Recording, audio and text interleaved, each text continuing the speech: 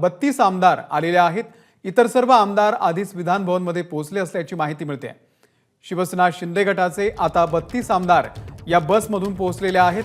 त्याआधी सुद्धा काही आमदार पोहोचले असल्याची माहिती मिळते। गुलाबराव पाटील, भरत गोगावले असतील आणि इतर आमदार सध्या विधान भवनामध्ये पोहोचलेले आहेत।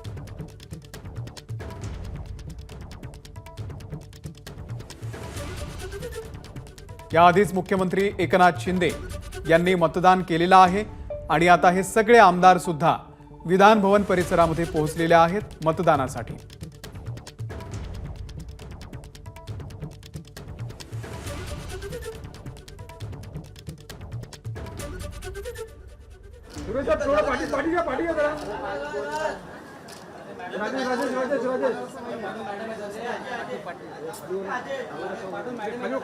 तर प्रकाश सुर्वे सुद्धा आता विधान भवन परिसरामध्ये पोहोचलेले आहेत। त्यांच्या पायाला गंभीर दुखापत आहे,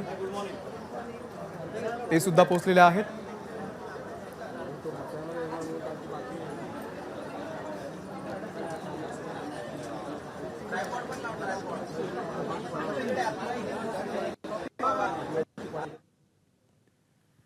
इकडे भाजप पक्ष कार्यालयामध्ये चंद्रशेखर बावनकुळे आणि पंकजा मुंडे यांची चर्चा झालेली आहे। पंकजा मुंडे आज विधान परिषदेच्या निवडणुकीमध्ये उभ्या आहेत। त्यांच्या मतदानासाठी पक्षाने जुळवाजुळव सुरू केलेली आहे आणि पंकजा मुंडे यांनी चंद्रशेखर बावनकुळे यांची सुद्धा आज भेट घेतलेली आहे। भाजप पक्ष कार्यालयामध्ये या दोन्ही नेत्यांमध्ये भेट झाली।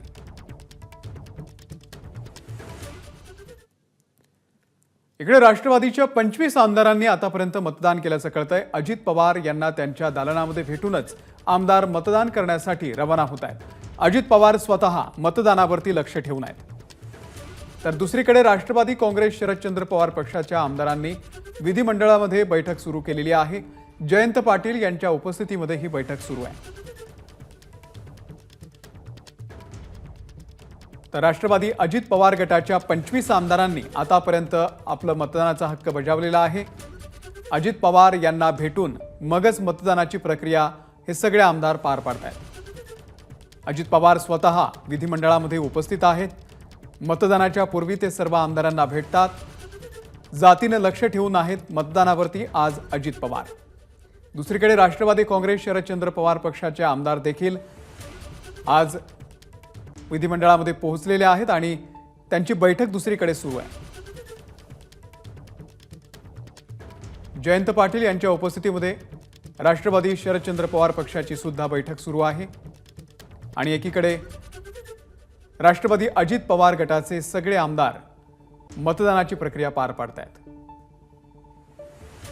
ही सकाळी बसमधून आलेल्यानंतरची दृश्य आपण बघतोय।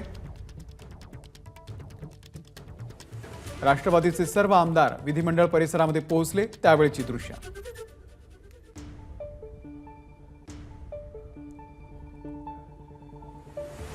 तर 11 वाजेपर्यंत 124 आमदारांनी आपलं मतदान केलेलं आहे।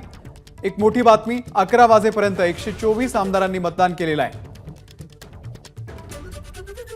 यामध्ये भाजपच्या 74 आमदारांचा समावेश आहे। 11 वाजेपर्यंत 124 आमदारांनी आपल्या मतदानाचा हक्क बजावलेला आहे।